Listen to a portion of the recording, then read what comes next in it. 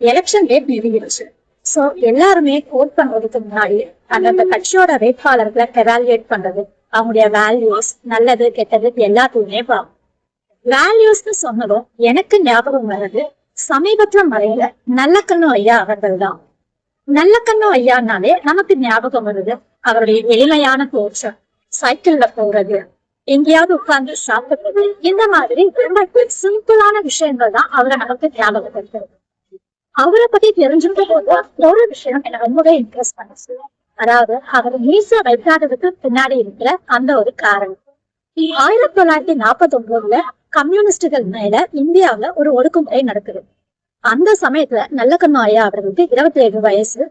ஒரு காவல்துறை அதிகாரி இவருடைய மீசையில சிகரெட்டால சூடு வைக்கிறாங்க. அந்த நிகழ்வுக்கு பிறகு எல்லாருக்கும் எல்லாமும் கிடைக்கிற வரைக்கும் நான் மீச வைக்க மாட்டேன் அப்படின்னு ஒரு முடிவு எடுக்கிறாரு. அத தன்னுடைய இறப்பு வரைக்கும் அவர் ஃபாலோ பண்ணிட்டு இருக்காரு. காந்தி சட்டை போடாம இருந்ததா இருக்கட்டும், நல்லக்கண்ணு ஐயாவுடைய இந்த ஒரு முடிவும் அவங்களுடைய கொள்கைகளையும் வேல்யூஸையும் நமக்கு சொல்லுது. இந்த காலத்துல எங்கெங்க இந்த மாதிரியான வேல்யூ எல்லாம் பார்க்க முடியுது, அந்த மாதிரி யார் இருக்கா அப்படின்ட்டு நமக்கு கேட்க தோணும்.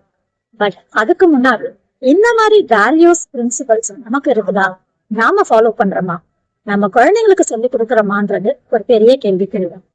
ஆஸ் அ பேரண்டா நாமளும் நம்ம குழந்தைங்களுக்கு இந்த மாதிரியான வேல்யூஸ் சில பிரின்சிபல்ஸையும் சொல்லி கொடுத்து வரணும்.